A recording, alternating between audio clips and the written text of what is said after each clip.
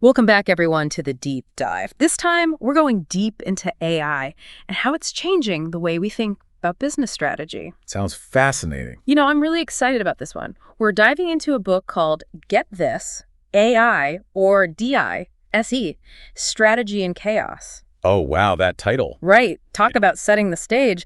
The book's by Amr Farag. Okay, I've heard of him.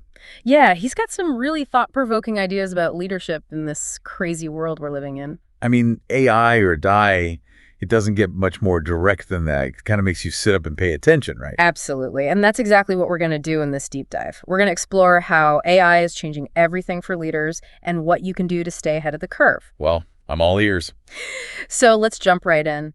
The book kicks off with this idea that the business world is changing faster than ever. It's volatile, uncertain, complex, ambiguous, what Farag calls a VUCA environment. VUCA, yeah. And in this kind of environment, he argues that AI isn't just like a nice to have anymore. Oh, really? It's becoming absolutely essential for survival. So it's like adapt or die, literally. Exactly. But what does that adaptation actually look like? What do leaders need to do differently in a world that's increasingly driven by AI? That's what we're going to unpack. Okay, so where do we start? Well, Farag really dives into how AI is going to completely change the future of work as we know it.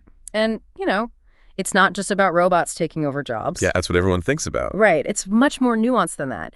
He talks about humans working alongside AI, what he calls augmentation. Augmentation, interesting. Yeah, so instead of feeling AI as a job killer, we should see it as a tool that can actually make us better at our jobs. Okay, I can see that. Like imagine, for example, a financial analyst who can leverage AI to analyze tons of data, like huge data sets, way more than a human could handle. Yeah, I mean, AI can process information at a scale that we can't even comprehend. Right, exactly. So this analyst, they can now use AI to identify patterns, trends, insights, things that would take a human weeks, maybe even months to uncover. Wow, that's powerful. And the result is that they're able to provide much deeper insights. They can make better decisions faster, more effectively, and ultimately become more valuable to their organization. So it's like AI is giving them superpowers. Exactly. But that raises the question, what does this mean for someone listening right now? What are those skills, the ones that are really going to be valuable in this future where AI is augmenting everything we do? Good question. Well, Farag talks about the need for what he calls fusion skills. Fusion skill. It's kind of a cool name, right? And it basically means a blend of technical skills and those things we've always called soft skills. Okay, so a mix of both. Yeah. So on the technical side, think data analysis, understanding algorithms, maybe even some basic coding. But then those human skills, the critical thinking, the problem solving, the emotional intelligence, those become even more important in an AI-driven world. Because AI can handle the data crunching, but not the human stuff. Exactly. It's not just about crunching numbers. It's about understanding the context, the nuances, the big picture, the human element that AI can't quite grasp yet. Okay, I see. So it's about finding that balance between the technical and the human. That's the key. And it actually leads us to another super important concept Farag emphasizes. Core competencies. Remind me what those are again. It's those unique strengths that set your organization apart from the competition. What do you do exceptionally well? What makes you different? Got it. Like if you're a company, what's your superpower? Exactly. And the classic example is Amazon. They've always been amazing at logistics and supply chain management. Oh, yeah, for sure. Their delivery is incredible. And they've used AI to take what they were already good at and make it even better. Like they've become the gold standard for fast, efficient delivery. I mean, who doesn't love getting a package the next day? Right. And what's so intriguing is that Farag suggests AI can be used to amplify any core competency, not just logistics, but anything. So think about your organization. What makes you unique? What are you really good at? Okay. Could AI help you do it even better, faster, more efficiently? That's where the real power of AI lies. Not in replacing what you do, but in making you even better at it. Yeah, that makes a lot of sense. But in this world that's changing so fast, how do you even know what to focus on? How do you create a strategy when the landscape keeps shifting? Good point. It's like trying to hit a moving target, right? It is. And that's where Farag's emphasis on vision, mission, and purpose comes in. Okay, so those big picture ideas. Exactly. These aren't just empty words on a website. They're your guiding principles. They're like a North Star, helping you navigate in all this uncertainty and change. It's like having a compass, even when the map keeps changing. Exactly. And he uses Google as a great example. Their vision to organize the world's information and make it universally accessible and useful has guided them through so much change over the years. Wow, I never really thought about it that way. It's amazing, right? They've expanded into so many different areas. But that core vision has remained constant. So it's just like Google, your organization needs a strong sense of purpose, something that can guide your actions even when everything else feels chaotic. I'm starting to see the connection here. So it's like your mission is the why and AI is the how. You got it. AI is a powerful tool, but it needs to be guided by a clear sense of purpose. Otherwise, you're just chasing shiny objects. Yeah, that's a good way to put it. But there's got to be more to it than that, right? Oh, absolutely. There's one more piece of the puzzle that's super critical: culture. Culture, okay. Farag argues that in an AI-driven world, building a culture that's resilient, adaptable, innovative, that's just as important as the technology itself. Actually, he compares culture to the operating system of an organization. The operating system. Well, yeah. Interesting analogy. Think about it. If the operating system is clunky, outdated, buggy, even the most brilliant software won't run effectively. Okay, yeah, that makes sense. So what kind of operating system do you need for an AI-powered world? One that's designed for speed, flexibility, and constant learning. Think of Netflix. Their culture is all about freedom and responsibility. They trust their employees to make decisions and move quickly. And it's allowed them to constantly innovate, stay ahead of the curve in the streaming world. Wow, they've definitely changed the game. Right. They've been able to pivot and adapt so effectively because their culture supports that. So if you're thinking about building a future-proof organization, it's not just about implementing AI, it's about creating a culture that can really leverage it. A culture that embraces change, encourages experimentation, and views failure as a learning opportunity. It's about creating an environment where people can thrive in this new world, right? Exactly. And that's actually a great segue into what we're going to explore in the next part of this deep dive. Yeah, because if the people aren't on board, the technology isn't going to do much good. It's so true, but it all comes back to this idea of building an organization that's not just resilient, but actually thrives on change, like almost welcomes it. That's a great way to put it. I think Farag actually uses the word anti-fragile. Not just able to withstand shocks, but actually getting stronger because of them. Oh, I like that. Anti-fragile. Yeah. And one way to build that kind of anti-fragility is by using AI for, get this, strategic foresight. Strategic foresight sounds kind of like fortune telling. A little bit, but it's more about using AI to analyze massive amounts of data, looking for those patterns that humans might miss, and helping us anticipate what's coming down the road. So like using data to predict the future. Exactly. It's not a perfect crystal ball, but it can definitely give you a better sense of what might be coming. I remember reading about Unilever using AI to understand consumer behavior, like trying to figure out what people will want before they even know it themselves. Oh, wow, that's next level. Right. And it's not just about consumer goods either. Think about Shell, the big energy company. They're using AI to navigate the energy market, which is crazy volatile right now, right? Oh, absolutely. So they're using AI to model different future scenarios, play out different possibilities. So they can figure out what might happen and be prepared. Exactly. Identify potential opportunities and threats. It's helping them make strategic decisions in an industry that's facing massive disruption. That's incredible.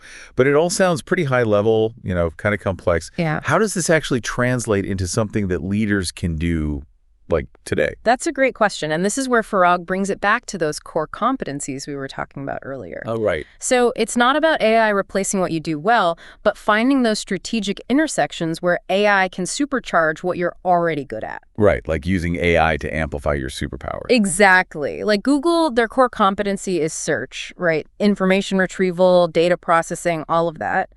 And they've used AI to dominate in those areas. Google Search, Google Maps, Google Assistant, they're all powered by AI, and they're constantly learning and getting better. Makes sense. And of course, Amazon's another perfect example. They were already masters of logistics and supply chain management, but they've used AI to take it to a whole new level, set the standard for the entire retail industry. So it's all about leveraging AI to become even better at what you're already good at. Exactly. So if you're a leader, you need to ask yourself, what are our core competencies? What are we uniquely good at? And how can AI help us to amplify those strengths and become even more dominant? It's a great question to be asking. It is. But another thing that's super important in this AI-driven world is building what Farag calls a learning organization. A learning organization. Yeah, creating a culture where people are constantly learning, experimenting, growing, because the skills that are needed to thrive in this environment, they're evolving so quickly. Like what we need to know today might be totally different tomorrow. It's true. Farag talks about the need for a growth mindset, where Yeah. failure is just seen as a learning opportunity, and building a culture where everyone is constantly sharing knowledge and learning from each other. So how does AI fit into that? Well, this is where it gets really interesting. Farag argues that AI can actually help us build these learning organizations. Right, how so? For example, AI can identify skill gaps within a company. Like, what skills are we missing? What do our employees need to learn to stay competitive? Okay, that makes sense. And then AI can even suggest personalized learning paths for employees, recommend specific training programs that are tailored to their individual needs. So it's like AI is becoming a coach, helping people learn and grow. I love that. A learning coach powered by AI. And that connects to another really fascinating point Farag makes about AI and talent. He argues that AI has the potential to revolutionize how we assess, develop, and align talent within organizations. Interesting. Like, he gives this example of IBM's talent transformation initiative. They're using AI to evaluate employee skills, identify gaps, and recommend these personalized learning programs to help bridge those gaps. It sounds really proactive, like they're trying to stay ahead of the curve and make sure their employees are ready for whatever's coming next. Exactly. And it's not just about filling skill gaps. AI can help us understand our workforce better, identify hidden potential, create data-driven succession plans. Wow, so AI is like this strategic partner in talent management, helping us build a workforce that's prepared for the future. Absolutely. But, with all this change, all this disruption, it can feel kind of overwhelming. Yeah, for sure. Like, how do you create stability and a sense of direction when the ground is constantly shifting beneath your feet? Right. Like, where do you even start? Well, that's where Farag circles back to the importance of vision and mission. In a VUCA environment, having that clear sense of purpose, that North Star, it's more crucial than ever. Okay. He talks about creating a vision that's forward-looking but also flexible, adaptable to change without losing its core essence. It's like you need a vision that can guide you through the storm, but also be flexible enough to adjust to the changing winds. Exactly. Like Google's vision to organize the world's information. It's guided them through so many changes and expansions over the years because it's focused on a core idea that's timeless. That makes sense. So even as technology changes and new opportunities emerge, they can always come back to that core purpose. Exactly. Or Tesla's mission to accelerate the world's transition to sustainable energy. It's such a powerful statement, and it drives everything they do, from their cars to their solar panels. So it's not just about having a vision and mission statement, it's about really bringing it to life, making it part of the organization's DNA. Exactly. Communicating it clearly, embedding it into the culture. It's about purpose-driven leadership. So leaders need to walk the talk. They need to embody the values, make decisions that align with the mission, and create a culture where everyone feels connected to that shared purpose. It's inspiring. And it's about having a mission that can support both stability and agility. That's a tough balance to strike. For sure. He mentions LinkedIn's mission to connect the world's professionals and IKEA's to create a better everyday life for the many people. Oh yeah, those are good ones. They're broad enough to encompass lots of different activities, but still stay true to the core values of the organization.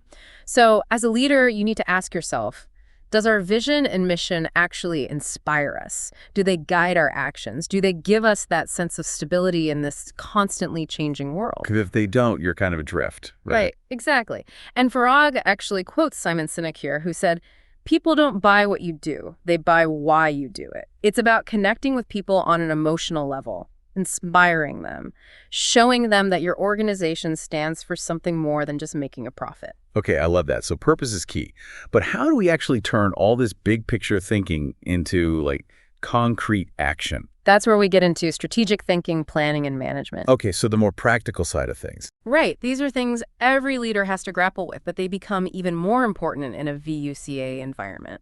Because how do you plan for the future when the future is so unpredictable? Exactly.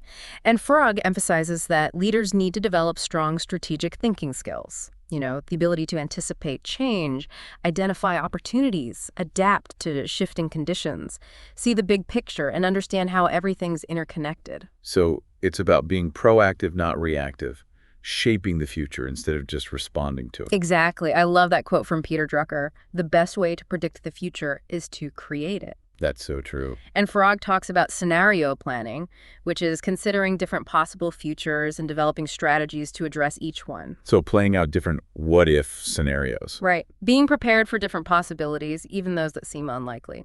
He uses Shell as an example. They've been doing scenario planning since the 70s. Really? And they were actually able to anticipate major events like oil crises and those big shifts in the energy market. That foresight has allowed them to stay ahead of the curve. That's impressive. It is. So scenario planning is a really powerful tool, especially in this VUCA world. It forces you to think outside the box, step out of your current reality and consider a broader range of possibilities. I can see how that would be valuable. But once you've explored those different possibilities, you need to translate that big picture thinking into a concrete plan. Right, an actual plan of action. Exactly. And that's where strategic planning comes in. But as Farag points out, strategic planning in a VUCA world has to be flexible. Flexible. Yeah, like those rigid 5-year plans, they just don't cut it anymore. The landscape is changing too quickly for that. Makes sense. So how do you plan when everything is so unpredictable? It's about finding that balance. You set objectives, timelines, those key performance indicators, KPIs, but you have to be able to adjust those plans based on new data, new information, new challenges. So it's like having a roadmap, but being willing to detour if you need to. That's a great way to put it. Farag uses Tesla as an example. They have this incredibly ambitious vision, but they're also really good at adapting and pivoting as they go. So it's not about having the perfect plan. It's about having a plan that can evolve. Exactly. And once you have that plan, it's time to put it into action. That's strategic management. Okay. And what does that look like in this kind of environment? Well, one of the things Farag really stresses is making sure everyone in the organization understands the strategy and is aligned with those goals, from the top executives all the way down to the frontline employees. Right. Everyone needs to be on the same page, rowing in the same direction. Exactly. He quotes the former IBM CEO, Lou Gerstner, who said, "It's not about the plan, it's about the people who carry it out." That's a good one. So Farag talks about clear communication, effective leadership, creating a culture that supports the strategy. And making sure everyone understands their role in making it happen. Absolutely. And then you need to monitor progress, make adjustments as needed, and create a feedback loop. So what you learn from actually doing the work informs your future strategy. It's all about continuous learning and improvement. It is. Strategic management isn't just a one-time thing. It's an ongoing process. And that brings us to another crucial aspect of leadership: decision-making. Oh, yeah, that's a big one, especially in a VUCA environment where things can change so quickly. Exactly. Farag talks about how leaders often need to make decisions fast and sometimes with incomplete information. That's a tough spot to be in. It is. And he talks about the art and science of decision-making, how leaders need to balance data and analysis with intuition and experience. Because the numbers don't always tell the whole story. Right. Sometimes you have to trust your gut. Even Jeff Bezos, who's known for being super data-driven, has said that all his best decisions have been made with his heart, his intuition, his guts, not just analysis. Interesting. So it's about finding that balance using both your head and your heart. Exactly. And Farag suggests using what's called a decision matrix. It's a tool that helps you weigh different factors based on their relevance and impact. So it helps you break down a complex decision and consider all the angles. Right. It brings some structure to the process, which can be really helpful when you're feeling overwhelmed. I can see how that would be useful. And of course, we can't talk about decision-making without talking about AI. Farag dedicates a whole section to how AI can support decision-making. Oh, yeah. AI is really good at analyzing data and identifying patterns. Exactly. It can provide real-time insights, automate a lot of the data collection and analysis, and even help you see things you might have missed. Okay, so give me an example. Well, Procter & Gamble, the consumer goods giant, they use AI to analyze data from social media, point-of-sale systems, all sorts of sources to try to understand what their customers are thinking and feeling. Oh, wow. And they use those insights to make adjustments to their marketing, their production, their inventory, everything. Yeah. So they can stay ahead of the trends and give their customers what they want. Exactly. And AI is also really good at supporting scenario analysis. The what-if scenarios we were talking about earlier. Right. So companies like Google are using AI to run simulations and see what might happen if they make different choices. So they can kind of test out different approaches before they actually commit to anything. Exactly. Like Google uses it to test different ad placement strategies. Okay. They can run simulations and see which approach is likely to be most effective before they actually roll it out to the public. That's pretty amazing. It is. AI is changing the game when it comes to decision making, giving leaders more information, more insights, and more tools to make better decisions faster. It's mind-blowing, really. But all that data, all those fancy AI tools, it doesn't mean much if you can't actually execute your strategy. Oh, absolutely. Yeah. A great strategy is worthless if you can't put it into action. And that's why Farag spends a lot of time talking about agility. Agility. Okay. He argues that in this fast-paced, unpredictable world, agility isn't just a nice bonus anymore. It's absolutely essential. I can see that. Like he says, those traditional long-term plans, where you map everything out for 5 years, those just don't work anymore. Yeah, things change way too fast. Exactly. You need to be able to adapt and adjust your plans on the fly based on what's happening in the real world. So how do you do that? How do you build that kind of agility into an organization? Well, he uses Spotify as an example. Yeah. They've really embraced this Agile approach. Spotify, the music streaming company. Yeah. They have this really unique organizational structure that allows them to respond to change almost instantly. How so? They've created these autonomous cross-functional teams that they call squads. Squads. Yeah. And these squads have the freedom and flexibility to make decisions quickly without layers of bureaucracy. So it's like a decentralized approach, giving more power to the teams on the ground. Exactly. And it's been incredibly successful for them. They've been able to stay super competitive in an industry that's like constantly changing. That's pretty impressive. It is. And Frog actually outlines 4 key principles of what he calls Agile strategy, which I think are really helpful. Okay, I'm listening. First, it all starts with people. Empowering your teams, giving them autonomy, fostering a culture of accountability and innovation. Makes sense. If you trust your people and give them the freedom to make decisions, they're going to be more engaged, right? Exactly. And they're more likely to come up with those creative solutions that you need to stay ahead of the game. Okay, so that's principle number 1. What's number 2? Iterative progress. Yeah. It's about making small, incremental improvements over time, rather than trying to do everything at once. So it's like the fail fast, learn fast approach. That's it. You test ideas, you get feedback, and you constantly refine your approach based on what you're learning. Okay, I like that. What's principle number 3? Real-time feedback.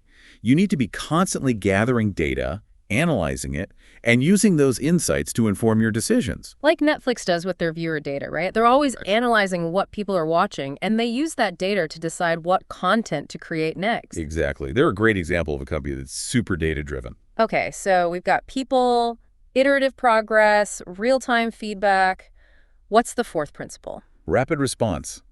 Being able to react quickly to change, whether it's a shift in the market, a new competitor, or, even a global pandemic. The pandemic was a real test of agility for a lot of companies, wasn't it? It definitely was. The companies that were able to quickly adapt their operations, their supply chains, their products, those are the ones that thrived. Think about Zoom. They went from being this niche video conferencing tool to a household name almost overnight. That's true.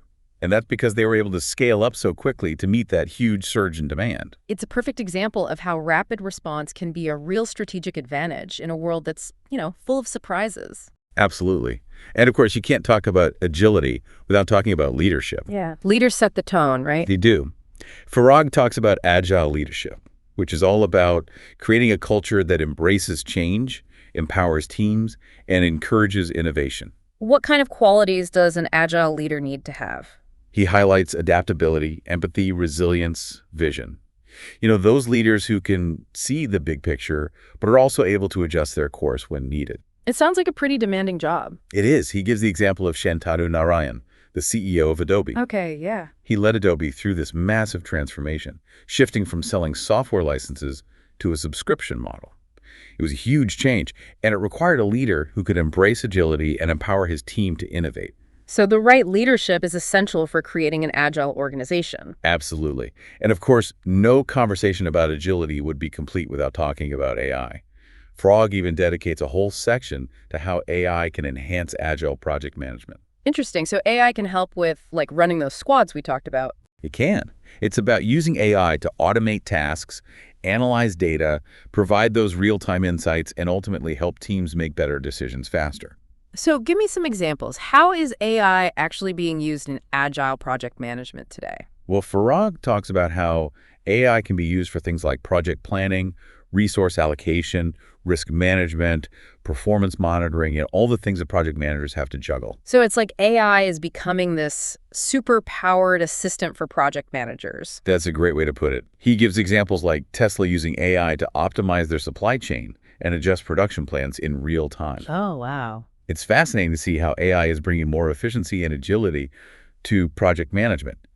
And, we're really just at the beginning. As AI continues to evolve, its impact on how we work and manage projects is only going to grow. So it sounds like AI is a pretty important tool for any leader who's serious about embracing agility. It really is. He even quotes Satya Nadella, the CEO of Microsoft, who said, AI is perhaps the most transformative technology of our time, amplifying human ingenuity with intelligent tools. It's not about replacing humans, it's about empowering them. I like that. But let's shift gears a bit and talk about how we measure success in this new world. Because those old metrics like profit and revenue, they don't always tell the whole story anymore, do they? That's a great point. Farag argues that we need to look beyond those traditional financial results and consider a wider range of metrics that reflect agility, customer satisfaction, innovation, even things like environmental and social impact. Okay, so more holistic view of success. Exactly. He talks about defining KPIs, key performance indicators that are aligned with these new goals. Things like customer lifetime value, employee engagement, innovation rate, time to market, how quickly you can get a new product or service out there. It's about measuring what really matters in this new world. Right. And he emphasizes having those real-time dashboards so leaders can get immediate feedback on how they're doing and make those quick adjustments as needed. Because speed is everything in this kind of environment. It really is. And of course, he talks about the role of AI in performance management, how it can track progress, identify trends, and offer insights that help leaders make better decisions. So AI can help us measure those new metrics more effectively. Exactly. Like Starbucks, for example. They use AI to analyze their customer data, identify seasonal trends, and optimize inventory levels at their stores. So they're using AI to make sure they have the right products in the right place at the right time. Exactly. And they're using it to improve their operational efficiency and ultimately make their customers happier. Makes sense. But even with all these fancy metrics and AI tools, it's important to remember that some things are harder to quantify, right? Oh, absolutely. Like brand reputation, employee morale, the impact you're having on the environment and society. Those things are still important. They are. Farag talks about how companies like Google actually track employee morale.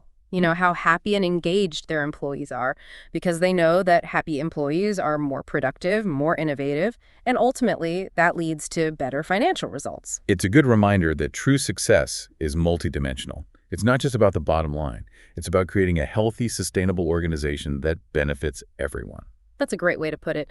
And finally, Farag talks about the importance of future-proofing, being proactive and anticipating those disruptions and challenges that are inevitably coming down the road. Right, because the only constant is change. Exactly. So he talks about anticipating trends, building resilience into your organization, managing risk, and using scenario planning to prepare for different possible futures. It's like having a plan A, B, and C. Exactly. Yeah. He brings up the example of Toyota, which was able to recover so quickly from that devastating earthquake and tsunami in Japan back in 2011. Oh. And the reason they were able to bounce back so quickly is because they had such a resilient supply chain.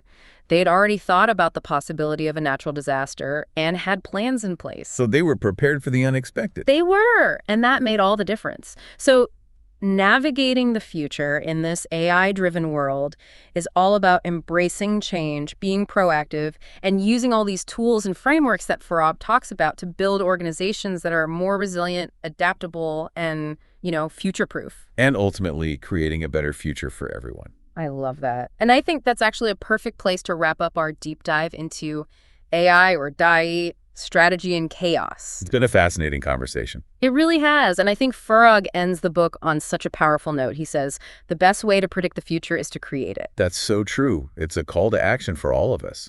It is, to be bold, to innovate, to use AI and all these other tools we've been talking about to create the world we want to live in. So to everyone listening, keep those thinking caps on. Keep exploring, keep experimenting, because the future is waiting to be created.